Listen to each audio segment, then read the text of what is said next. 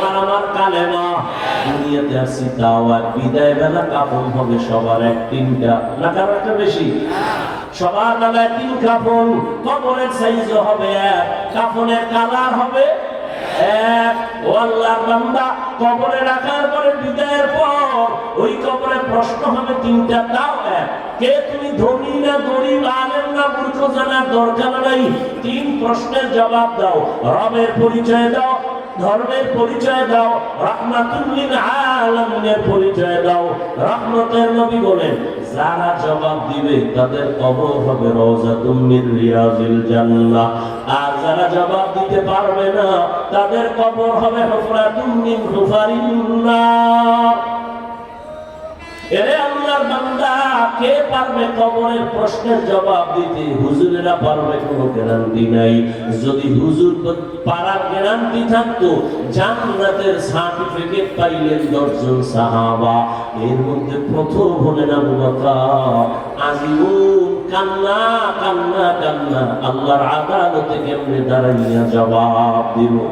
ও আমার যুবক বাবারা, আবু বকরের মতো বান্দা যদি আল্লাহর আযাবের ভয়ে, হাসরের মাঠের ভয় যদি কান্না করে, ওমরে ফারুকের কান্নার আওয়াজ, উসমানের কান্না, আলীর কান্না, সাহাবায়ে কেরামদের কান্না রাদিয়াল্লাহু আনহুম আজমাইন, তাদের কত সুন্দর আমল, কত সুন্দর ইখলাস, তাকওয়া, নামাজ, তেলাওয়াত আর জিকির, তাদের তুলনায় তো আমি মানুষের কাতারেই নাই।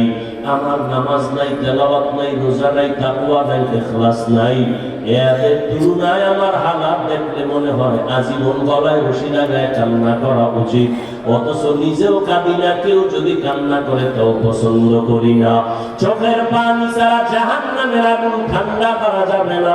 ও আমার যুবক বাবারা, একটু নিয়তটা পরিবর্তন করো।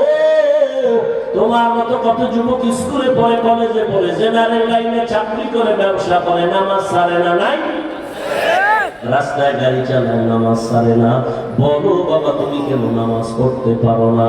আমি তো এতক্ষণ বয়ান কইরা বলি নাই হুজুর হও, একবারও বলি নাই 5 কুল্লি টুপি লাগাও, কওমি মাদ্রাসায় যাও, তাবলিগে যাও, পীরের কাছে মুরিদ হও, তাও বলি নাই। আমি বলছি আল্লাহ ওয়ালাদের নেক নজর লাগাও। তবে তুমি স্কুলে পড়ো, কলেজে পড়ো, চাকরি করো, ব্যবসা করো, বাধা নাই। তুমি ডাক্তার হও, ইঞ্জিনিয়ার হও, প্রফেসর হও, ব্যবসায়ী হও, চাকরিজীবী হও, তবে খবরদার মা বাবা, পীর, আল্লাহওয়ালা আর উলামায়ে কেরামার, শিক্ষকের কখনো বেয়াদবি করে বর্তমান দিবা না, তো জীবন ধ্বংস হয়ে যাবে। এবার দেখো, তোমার মতো যুবক মা বাবার দোয়া নিয়া, শিক্ষকের দোয়া নিয়া, উলামায়ে কেরামের পরামর্শ নিয়া স্কুল কলেজে পড়ে, আবার পুলিশ বিডিআরের চাকরি করিয়াও নামাজ পড়ে আছেন। ওরা যদি পারে, তুমি কেন পারো না রে বাবা? তোমার কপালে কার বদদোয়া লাগাইছো, কার অভিশাপ লাগাইলা রে বাবা? তোমার মতো যুবক ওসিডিসিএসপি নামাজের অভাব নাই। ডাক্তার, প্রফেসর, ইঞ্জিনিয়ার নামাজ পড়ে, কৃষি কাজ করে, নদীর মধ্যে মাছ ধরে, নামাজ পড়ে। তোমার কপাল কেন এত খারাপ? এত বারবার আলে ওলামারা পায় ধরে ধরে বয়ান করে নামাজের, এরপর কেন পড়ো না?